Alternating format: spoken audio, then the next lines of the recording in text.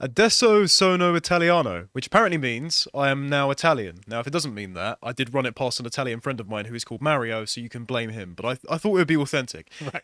Eh, Basically, I think I'm just going to move to Italy because it seems like Italy's doing everything right at the moment because they've got a leader who is actually competent and uses her political power to try and reinforce the cultural integrity of the country that she lives in. Oh, wow. And unfortunately, it's not transracialism because I'm already not white because I'm Irish, so it's just like hopping through flavours of Neapolitan ice cream on a colour swatch. She's actually governing like a conservative. Should. Seems so. Yes, tentatively. Obviously, the reason for this is because Giorgia Meloni has decided that she's not going to sign up to Globo Homo and is instead putting the interests of the people that voted for her first. So let's go through all of the based banning spree that she's been doing recently. In preparation for our Italian citizenship, you can go and pay £5 a month to subscribe to lotuseaters.com, get all of our free, well, not free, good premium content. There we go, including this, which is Ancient Roman Relationship Advice, in which I subjected you to the poetry of Juvenal and Ovid, and it has some timeless wisdom on how men and women have operated since the Roman Empire. It was all remarkably based and pertinent to the present day, yes. Yeah, so do as the Romans do, which means be a Casanova, I suppose. Anyway, on to the first ban. She's banned surrogacy from abroad.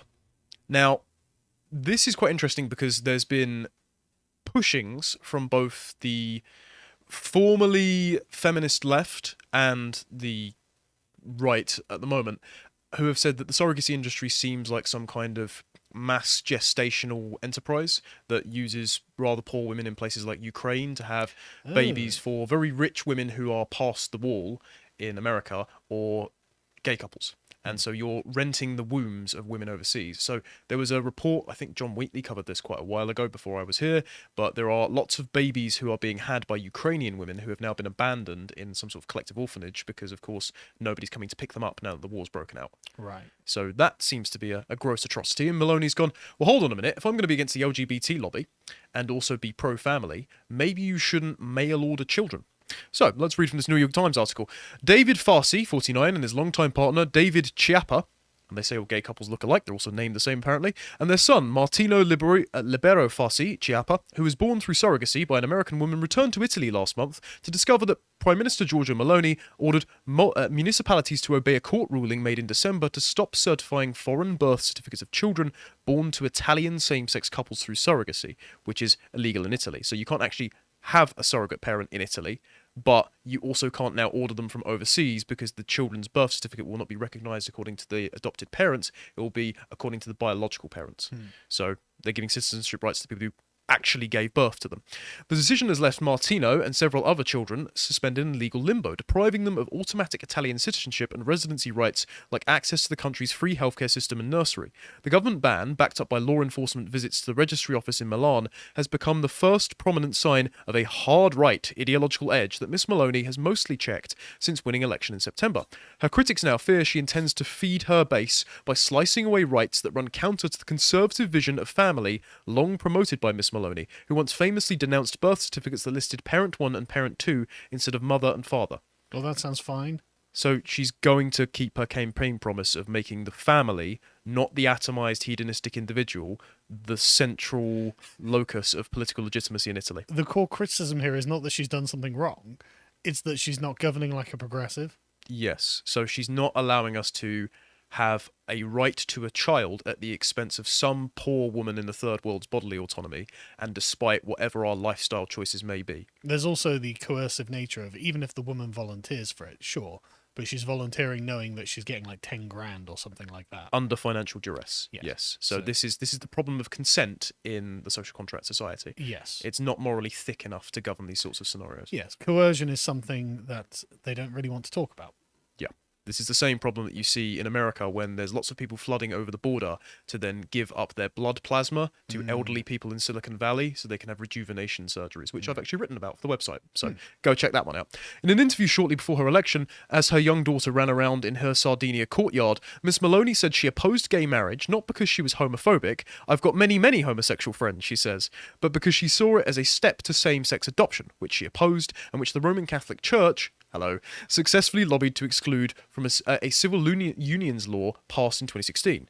Maloney said that growing up without a father, he had abandoned the family in Rome for the Canary Islands when she was young, convinced her that only married families should adopt. She acknowledged that since she is not married, but in a long-term relationship with her companion, the father of her daughter, she too, in her view, should not be allowed to adopt. So first of all, Georgia, you should probably get married and practice what you preach a little bit.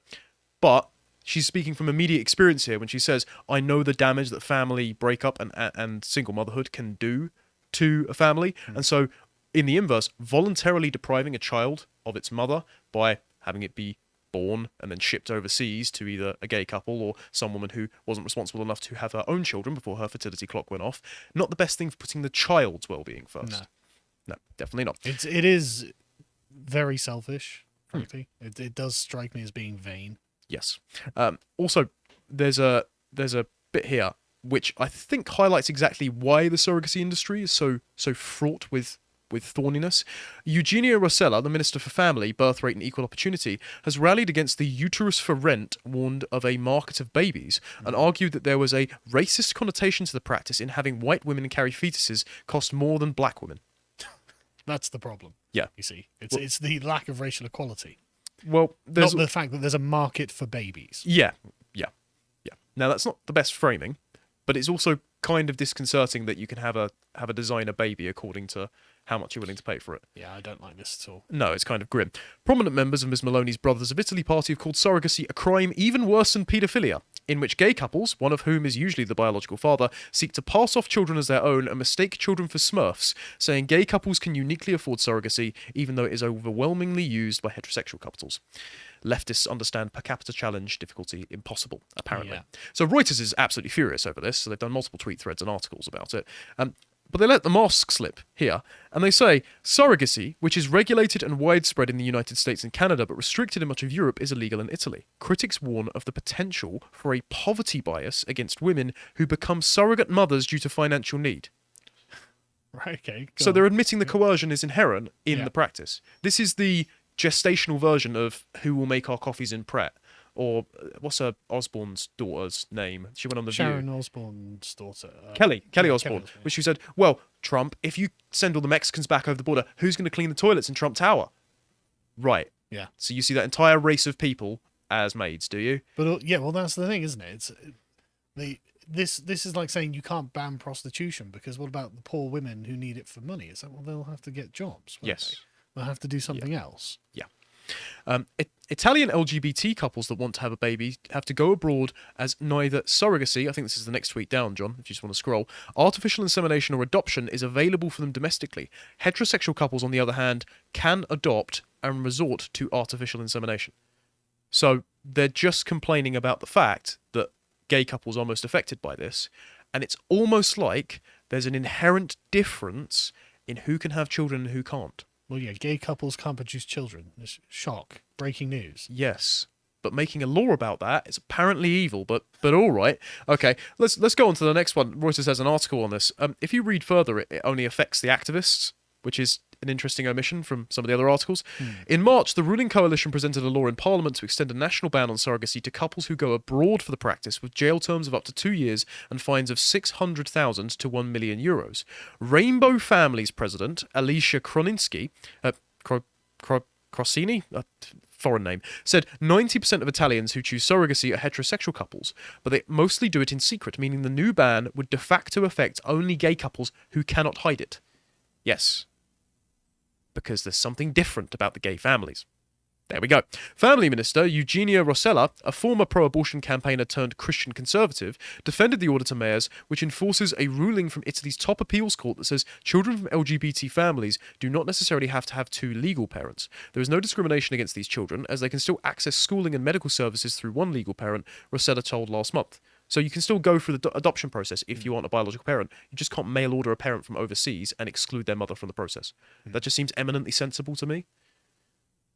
I don't have a particularly strong feeling on this, but I don't really see much of a problem. Okay. So the BBC is also quite upset.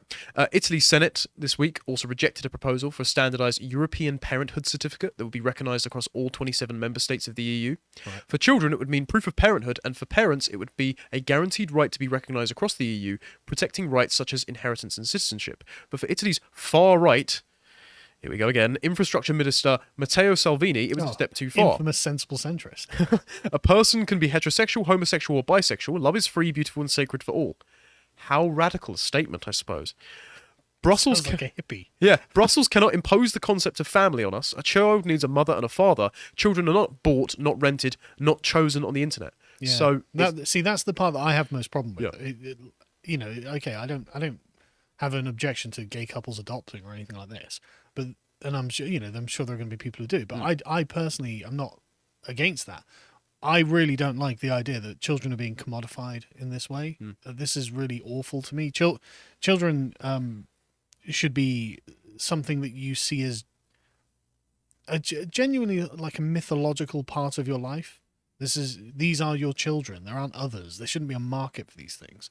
It's one of those things that shouldn't be bought and sold. I like the way that Stefan Molyneux conceptualizes it much better than the modern liberal conception of relationships can be oppressive on the grounds of their involuntariness. He says, because the relationship between the child and the parent is involuntary, you as a parent have the obligation to act in a way that if the child could have chosen their parents, they would have picked you. Yeah, so it's a great moral calling, rather than just saying, well, I want a child and I want it now despite my lifestyle choices, and the whole world should create a market to facilitate my desires. Well, that's the thing. I mean, some things just shouldn't be bought and sold, and children are definitely one of those things. And this whole thing is not about the welfare of the children. It's about the vanity and selfishness of the adoptive parents. And I really despise this attitude towards the subject.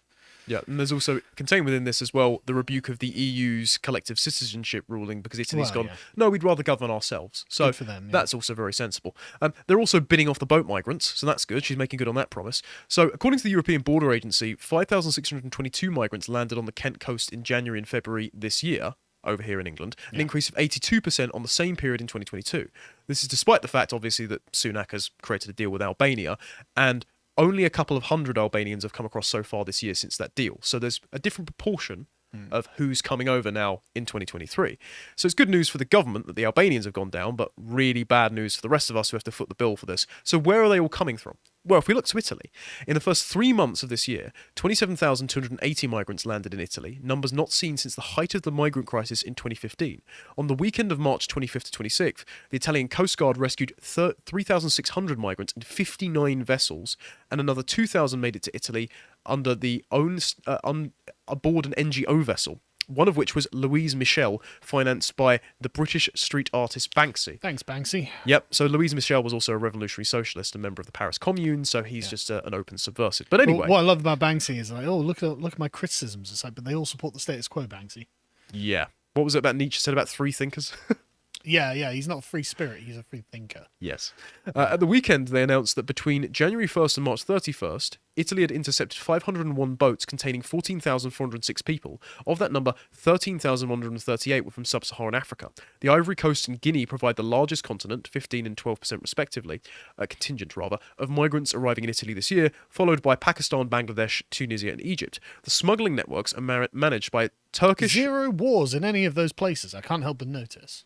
Well, there is a war ongoing in Russia and Ukraine right now. Yeah. They're the ones running the trafficking networks apparently in Italy. Yeah, so it seems that the war is very profitable for both sides. Also, according to an article that I haven't linked here, but I read in Remix before, the people smugglers, in order to incentivize the Italian Coast Guard picking them up, they're offering free passage to women and children.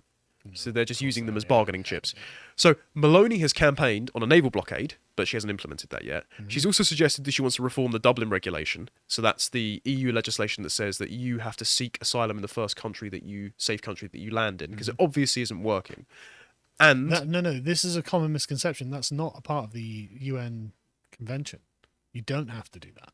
Right, that's interesting. So I'll find you a source for that afterwards, because I was looking into this thinking, well, if that's the case, why is anyone taking any of this seriously? But that's not the case. That's the problem. I know that the UN's definition of refugee from 1951 said it's anyone unable or unwilling to stay in their country because of political opinions, which means it's incredibly nebulous for the grounds of asylum application. But I was under the illusion that the Dublin legislation said that you had to pick a place. But I'm reasonably sure they don't. I wouldn't be surprised if that's the case, considering how it's currently playing out.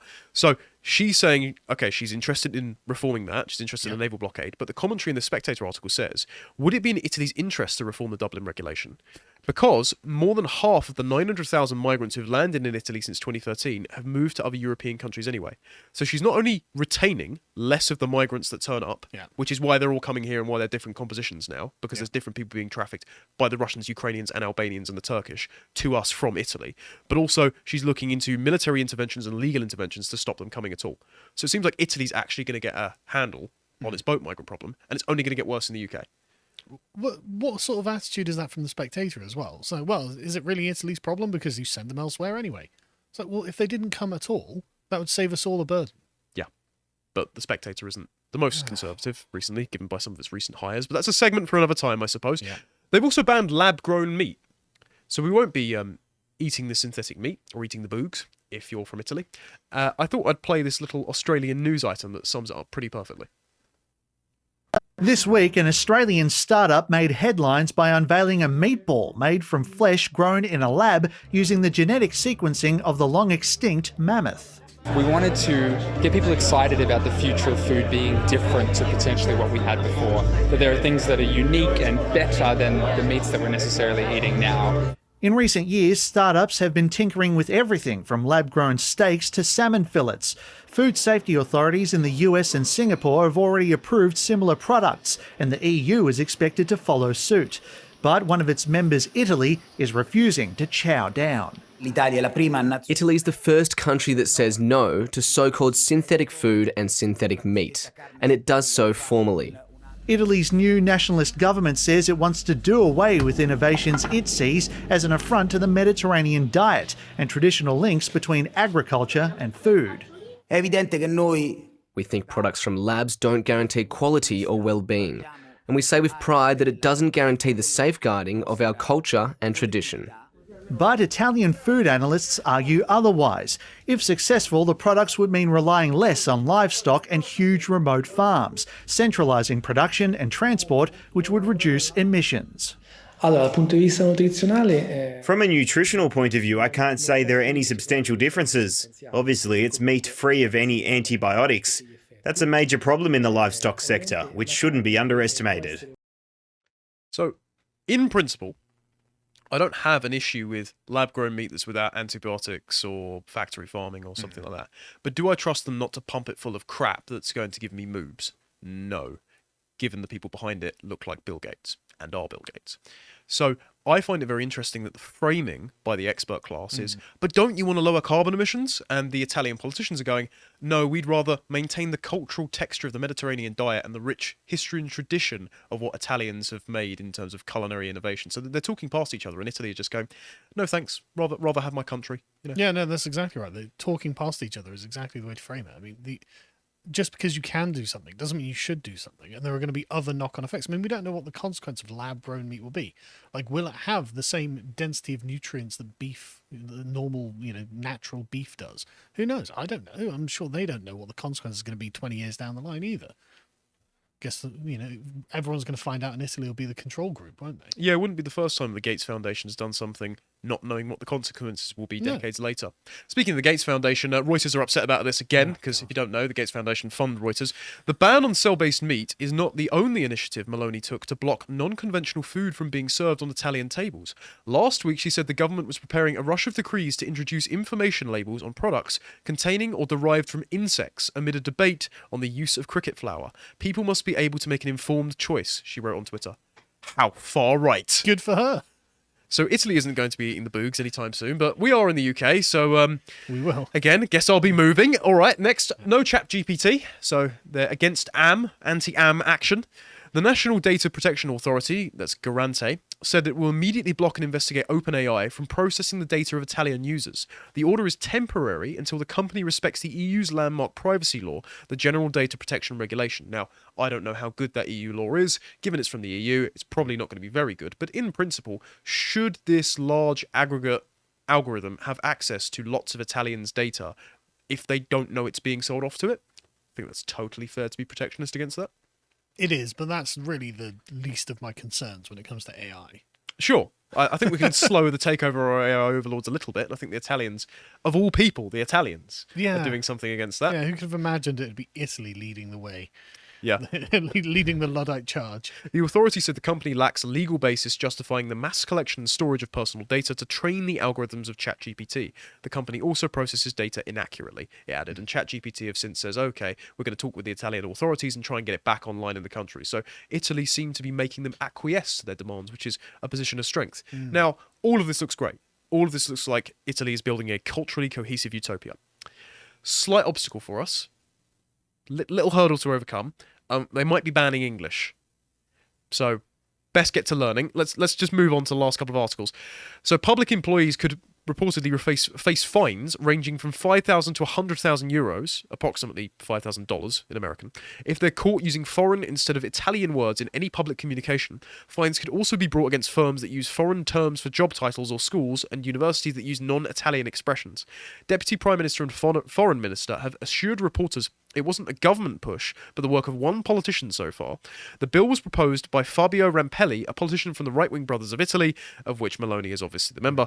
Asked if the proposed law had a Mussolinian flavour, Tajani responded that the defence of the Italian language has nothing to do with Mussolini. Fair statement. Entirely justified. If we just move on to the last one. I'm not even against this, to be honest, because I mean we've got Bangladeshi street signs in London now, so I'm Yeah. just like, yeah, no, I can totally see why you do this. They're in Birmingham as well. For anyone who hasn't seen our Conservative Party conference coverage, there is a part where Rory filmed me talking about the architecture of Victoria Square. It looks lovely, aside from the fountain that smelled like rotten eggs. And you go down the road a little bit, and there's a rainbow cross-section in Chinatown with a monument put up by Sky News in the middle of it, which is a black dome with gold writing that says, this is what the world would look like if there was no slave trade. And all of the street signs are in Urdu. Demented. Multicultural vomit. Yeah. Yeah. Not great. So, according to the latest data, the Treccani, the well-respected Italian language encyclopedia, contains about 9,000 English words and 800,000 Italian words. Since 2000, the number of English words that have inserted themselves into the Italian language has grown by 773%. So I'm not shocked they're getting slightly protectionist when everything's becoming Yeah. globally homogenized. If Mandarin was propping up, I wouldn't be surprised if they were banning that as well, Yeah. which inevitably it will because of all the migrant workers that came over that decided to spread COVID in 2020. In the lower chamber of deputies, we speak Italian, Rampelli wrote. We continue our battle for the use of our language instead of English. We can't understand why we call dispenser the automatic hand sanitizer dispenser. Instead of using the word dispenser in English, Meloni's government would have officials use the much more wordy Italian expression dispensatore di liquido Ignorante per le mani. So, small practical hurdles to get over. Yeah, but the thing is, this is very much like King Canute trying to hold back the tide. Right? The reason that language works is because it's useful for people. Yeah. And if it's not useful, then you'll find that essentially you're just desperately trying to hold back the waves, but they're going to slip through your fingers anyway, because people will use the language that is useful to communicate in. I see why they're doing this, but I don't think that's going to work. Yeah, I don't think the last one is going to work in execution. However, all of the other bans I'm pretty much totally for, so arrivederci, I guess. If you appreciated that segment from the podcast The Lotus Eaters, you can go to lotuseaters.com to get access to all the premium content that's on the site, such as the Contemplation series, this episode, and whether UFOs are possible. If you'd like to find out what else is being put out, you can follow on Getter at lotuseaters_com on Getter. Thank you and goodbye.